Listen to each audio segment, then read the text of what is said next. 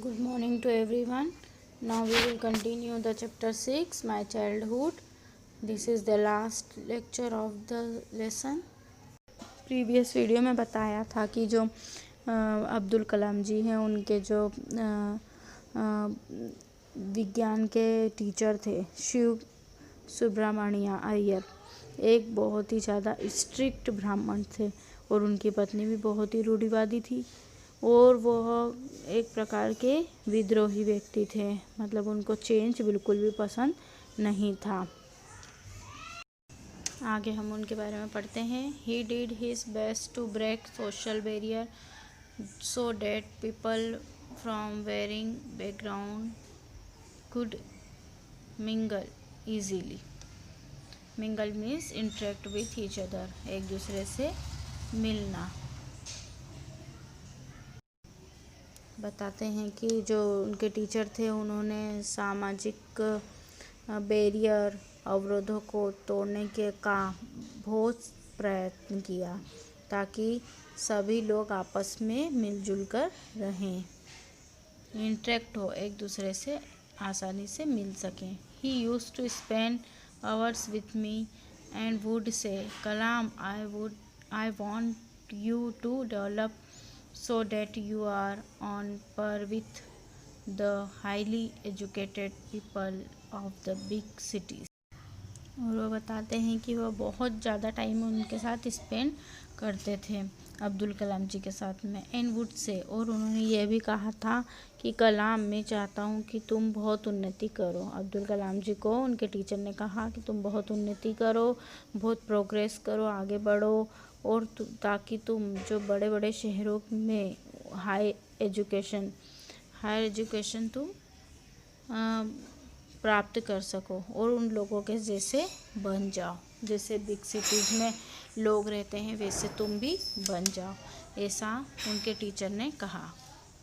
अब्दुल कलाम जी आगे भी उनके टीचर की बात बता रहे हैं कि one day he invited me to his home for meal. अब एक दिन उनके टीचर ने उन्हें घर पर खाने पे अपने घर इनवाइट किया। His wife was horrified at the idea of Muslim boy being invited to dine in her ritually pure kitchen।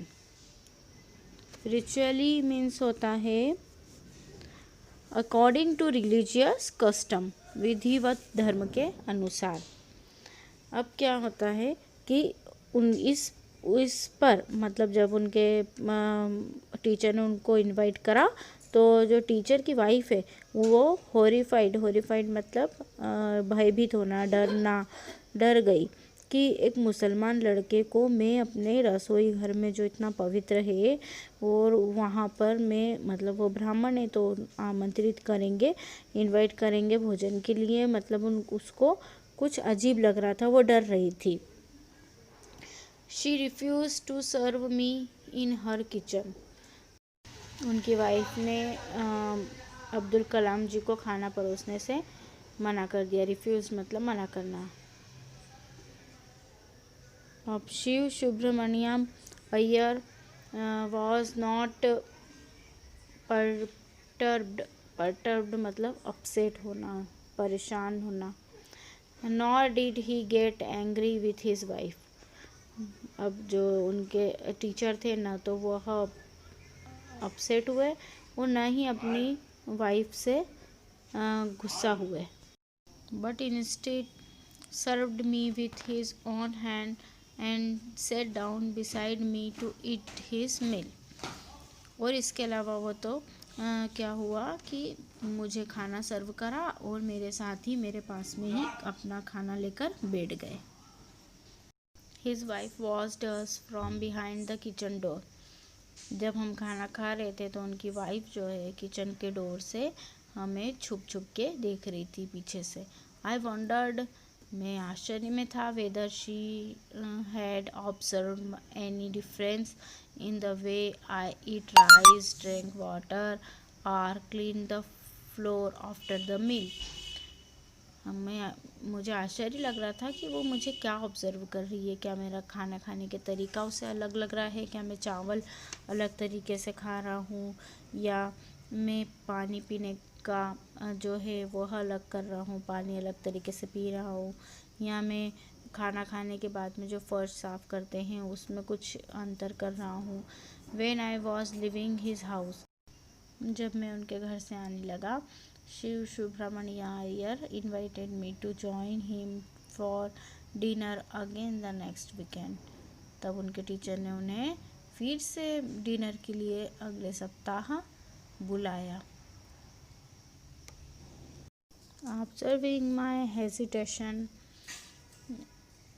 he told me not to get upset. जैसे ही उन्होंने मेरी हेजिटेशन मतलब मेरी हिचकिचाहट को देखा तो उन्होंने मुझे परेशान ना होने के लिए कहते हुए कहा, saying, once you decide to change the system, such problem have to be confronted.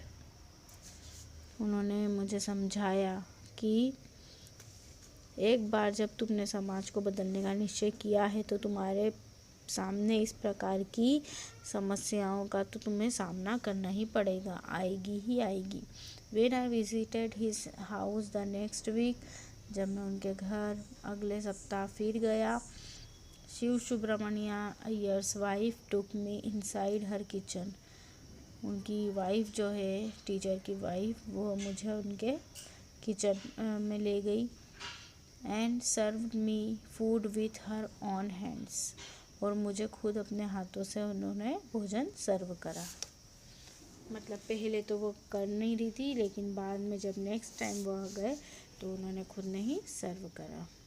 Then the second world war was over, जब द्वितीय विश्व महायुद्ध समाप्त हो गया, and India's freedom was imminent, और भारत को शीघ्र स्वतंत्रता मिली। Indians will build their own India, declared Gandhi ji. तब गांधी जी ने घोषणा की कि भारतीय लोग अपने भारत का स्वयं निर्माण करेंगे। The whole country was filled with an unprecedented, unprecedented means होता है नेवर सीन बिफोर, मतलब कभी भी न पहले नहीं देखा हो। ऑप्टिमिज्म मीन्स होता है होप, चीयर मतलब आशा होना। तो यहाँ पर क्या बोला है कि पूरा देश जो है उसमें मतलब ऐसी आशा थी कि जो कभी देखा नहीं है पहले वो होगा। मतलब सबको एक उम्मीद थी, सभी इंतज़ार कर रहे थे। किस चीज़ का इंतज़ार कर रहे थे? कि जो गांधी जी ने कहा है ना कि भारतीय लोग अब अपना खुद भारत का खुद निर्माण करेंगे, तो उसके लिए सभी लोगों में एक अलग ही आशा आ गई थी कि हाँ हम करेंगे ऐसा। I asked my father for permission to leave Rameshwaram and study at the district headquarters in Ramanathapuram. अब जो अब्दुल कलाम जी थे उनको हायर एजुकेशन के लिए जो था रामेश्वरम छोड़कर रामनाथपुरम जाना पड़ा था, जो कि जिला मुख्यालय जो है डिस्ट्रिक्ट हेडक्वार्टर्स उसमें था। He told me as if thinking aloud, Abul, I know you have to go away to grow. Abdul Kalam जी के पिताजी बोल रहे हैं, जैसा वह ऊंचा सोच रहे हो, जैसा कि तुम सोच रहे हो। उन्होंने कहा कि अबुल, मैं जानता हूँ कि विकास के लिए तुम्हें जाना ही पड़ेगा, तुम्हारे खुद के विकास के लिए तुम्हें जाना ही पड़ेगा। Does the seagull not fly across the sun alone and without a nest? क्या समुद्री चिड़िया जो है रहती है सीगुल धूप में अकेली बिना घोंसले के नहीं उड़ती है? ऐसा उन्होंने क्वेश्चन करा। ये एक समुद्री चिड़िया रहती है जो कि बिना किसी घोंसले के उड़ती रहती है, सन के पास जाती है और ऊपर उड़ती ही रहती है। तो इसके बारे में बताते हुए उन्होंने एग्ज़ाम्पल इस चिड़िया का दिया है कि सीगुल भी बिना घोंसले के धूप में अकेली ही उड़ती रहती है। ऐसे ही तुम भी जो है हमसे दूर रामनाथपुरम जो है कि रामेश्वरम से थोड़ी दूरी पर था, इस कारण से वो घर छोड़कर वहाँ पे पढ़ाई के लिए जा रहे थे और वो उनसे परमिशन ले रहे थे। ही quoted खली गिरबान टू माई हेजिटेंट मदर। उन्होंने quoted मतलब होता है कि रिफ़र टू समबडीज स्टेटमेंट, किसी का मुहावरा या किसी का स्टेटमेंट बोलना, किसी की कहावत बोलना। तो उन्होंने खली गिरबान जी का जो मेरी मदर जो मना कर रही थी, हेजिटेंट मतलब मना करना, हिचकिचाती हुई मदर को कहा, your children are not your children, तुम्हारे चिल्ड्रन तुम्हारे ही नहीं हैं, केवल तुम्हारे बच्चे नहीं हैं। They are the sons and daughters of life's longing for itself. तुम्हारे वे जीवन के अपने तरीके से जीने की इच्छा के पुत्र और पुत्रियां हैं, सन और डॉटर हैं।